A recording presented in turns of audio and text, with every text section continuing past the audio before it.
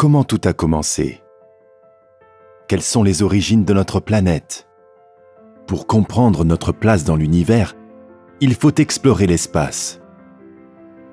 Voyons certaines des missions réalisées dans ce but. Le satellite Planck de l'ESA a cartographié le fond diffus cosmologique qui représente l'univers à sa naissance il y a 13,8 milliards d'années. Les petites différences de couleur dans l'image sont des grains qui ont ensuite formé des galaxies et des amas de galaxies. Planck nous a permis de confirmer que notre univers aujourd'hui est dominé par l'énergie sombre et qu'il contient aussi une bonne partie de matière noire. La matière ordinaire ne représente que 4,8%, dont sont faits des étoiles, les planètes et les humains. Il nous reste beaucoup à faire pour comprendre le fonctionnement de cet univers sombre.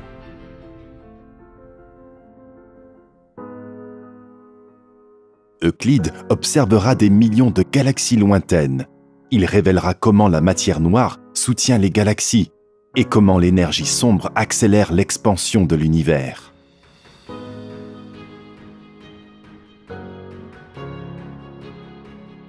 Nous habitons une planète en orbite autour d'une étoile ordinaire, dans la galaxie ordinaire qu'est la Voie lactée.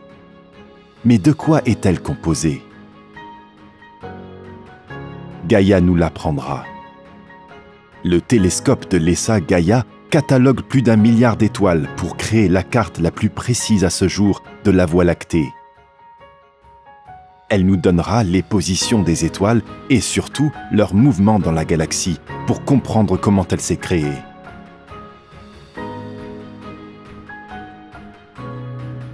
Mais d'où viennent les étoiles et les planètes? C'est une des questions clés sur lesquelles se penche Herschel. La mission Herschel de l'ESA a observé l'univers froid avec le plus grand télescope jamais envoyé dans l'espace, dans les niveaux de l'infrarouge lointain et submillimétrique.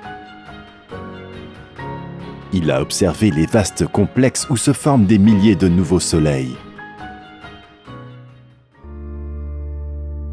De retour dans notre système solaire, la quête de l'eau guidera la navette JUICE de l'ESA vers Jupiter et ses lunes de glace. Ganymède, Callisto et Europe ont de vastes océans d'eau sous leur croûte rocheuse.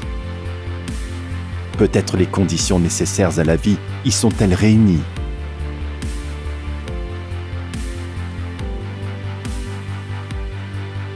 Notre quête de la vie nous mène aussi sur Mars. Mars Express de l'ESA a trouvé des preuves qu'il y a eu de l'eau liquide sur la planète et le méthane dans l'atmosphère actuelle pourrait être lié à une vie microbienne sous la surface.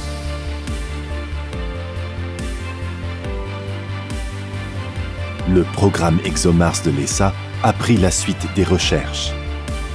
Lancé en mars 2016, un nouvel orbiteur analysera le méthane en détail et a testé de nouvelles technologies d'atterrissage.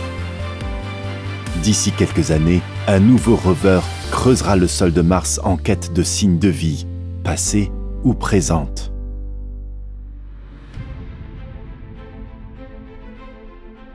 L'engin spatial SOHO peut déterminer ce qui se passe dans les profondeurs du Soleil. Il nous prévient d'éruptions menant à des tempêtes solaires 3 jours avant qu'elles n'atteignent la surface du Soleil. Son successeur, le Solar Orbiter, prendra pour la première fois des clichés des pôles du Soleil et étudiera l'origine du vent solaire rapide. Passons à Mercure. Bepi Colombo orbitera autour de cette planète, la plus proche du Soleil, pour comprendre son origine et son histoire.